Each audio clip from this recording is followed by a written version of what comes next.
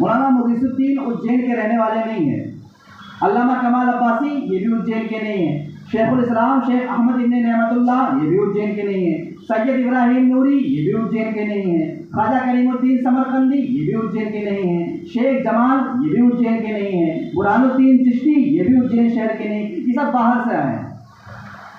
تو آپ سوچیں کہ آج آپ اپنا شہر چھوڑتے ہیں تو آنکھوں میں آنسو آ جاتے ہیں، آج اپنا وطن آپ نہیں چھوڑ پاتے، اپنا گھر نہیں چھوڑ پاتے، انہوں نے اپنا خاندان، اپنا شہر، اپنی زمین، اپنی جائیداد کس لیے قربان کی؟ جواب ہوگا انہوں نے جو بھی قربانیاں دی آپ کے اور ہمارے دین کے لیے قربانی کی۔ اسلام ہم تک پہنچانے کے لیے انہوں نے گھاس کھائے، اسلام ہم تک پہنچانے کے لیے انہوں نے قربانیاں برداشت کی، اسلام ہم تک پہنچانے کے لیے اپنے رشتے اور کنبے والے سے جدا ہو گئے، اسلام ہم تک پہنچانے کے لیے اپنے خاندان کو چھوڑا، اسلام ہم تک پہنچانے کے لیے راتوں کو جاگے، دن میں اللہ کی بارگاہ میں دعا کیا، لوگوں کے تانے برداشت کیے، ظلم و زیادتی کو برداشت کیا، سارے ظلم سہ لیے، مصطفیٰ کا دین، اس سچے دین کی امانت کو آگے منتقل کر دیا۔ آج جو آپ کے زباں پہ لا الہ الا اللہ محمد الرسول اللہ ہے وہ انہی کی قربانیوں کا نتیجہ ہے۔ خبردار، ان قبرستان میں آرام کرنے والے ان بزرگان دین سے غداری مت کرنا۔ آپ کی جو زباں پر کلمہ اسلام ہے، محمد عربی کا نام ہے، شریعت ہے، دین کی پہچان ہے، یہ سب کچھ ان کی قربانیوں کی وجہ سے ہے۔ ان سے جدا ہو کر کے آپ کا کوئی وجود نہیں ہے، آپ کی کوئی پہچان نہیں ہے، آپ کی کوئی حیثیت نہیں ہے۔ آپ زندہ ہو تو ان کی وجہ سے زندہ ہو، اور اگر خدا نہ خاصہ غداری کیا تو مٹنا آپ کا مقدر ہوگا۔ میں اس لیے کہہ رہا ہوں کہ آج جہاں آرام کر رہے ہو، مولانا مغیث الدین، خواجہ کریم الدین، مولانا وجیہ الدین، شیخ الاسلام، علامہ کمال عباسی، یہ تمام اپنے زمانے کے وہ لوگ تھے کہ پورے بر صغیر کے اندر ان کا علمی اعتبار سے کوئی ہم پلہ نہیں تھا۔ ایسے لوگ اس شہر کے اندر 30 سال تک علامہ کمال عباسی جو لکھیرواڑی کے اندر آرام فرمایا، 30 سال تک یہاں فتویٰ دیتے رہے اور حدیث پڑھاتے رہے بیٹھ کر کے۔ وہ اس عظیم ہستی کے شاگرد ہیں جن کا نام شیخ وجیہ الدین علوی گجراتی ہے۔ علماء جانتے ہیں، سلسلہ حدیث کو اشارہ کر دیتا ہوں، علامہ سخاوی عظیم محدث ہیں، وہ مصر کے بہت بڑے محدث گزرے ہیں۔ علامہ سخاوی اور علامہ کمال عباسی کے بیچ صرف 2 واسطہ ہے، یعنی 2 واسطے سے علامہ سخاوی کے علامہ کمال شاگرد ہیں۔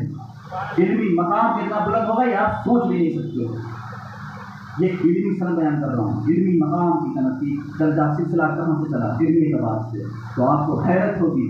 جاننے والے اس کو سمجھ کر کے رونگٹے کھڑے ہو جاتے ہیں کہ آخر ہم کن کی بارگاہوں میں کھڑے ہوتے ہیں اور جن کے قدموں کے ساتھ وابستہ ہیں۔ الحمدللہ ہمیں فخر ہے تو اپنی ذات پر نہیں، ان کے وجود پہ فخر ہے۔ ہمیں اگر ناز ہے تو اپنی صلاحیت پہ نہیں، ان کے قدموں پہ ناز ہے، اور ان کے قدموں کی برکت کی وجہ سے اعلان سنیت کی تبلیغ پورے شہر میں کر رہے ہیں۔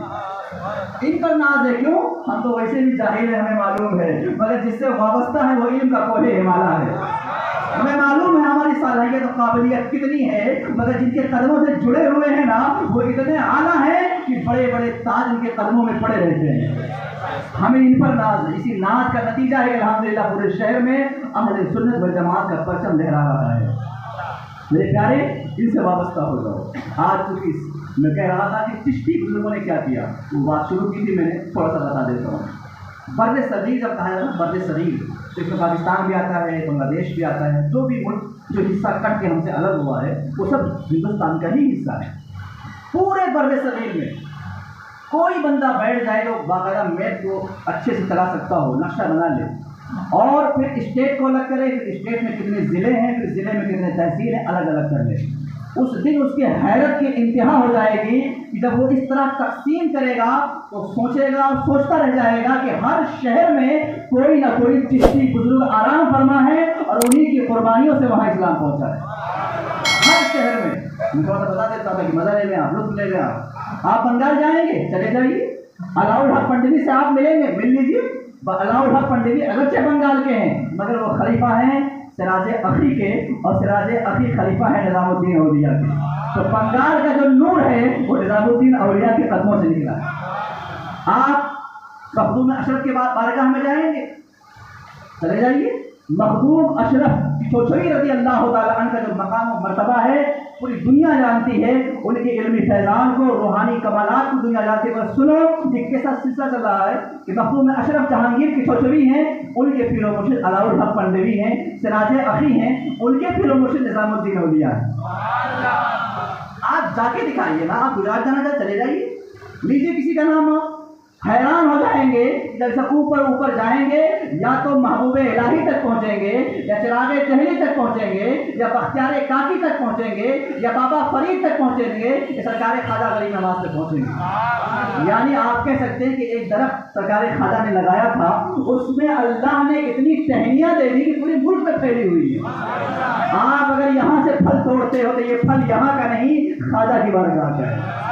दरख्त वही लगा हुआ है, जड़ वही है, उसकी टहनियाँ अलग अलग हैं। बेशक आप इनके साए में बैठे हो, हकीकत में ख्वाजा के साए में बैठे हो।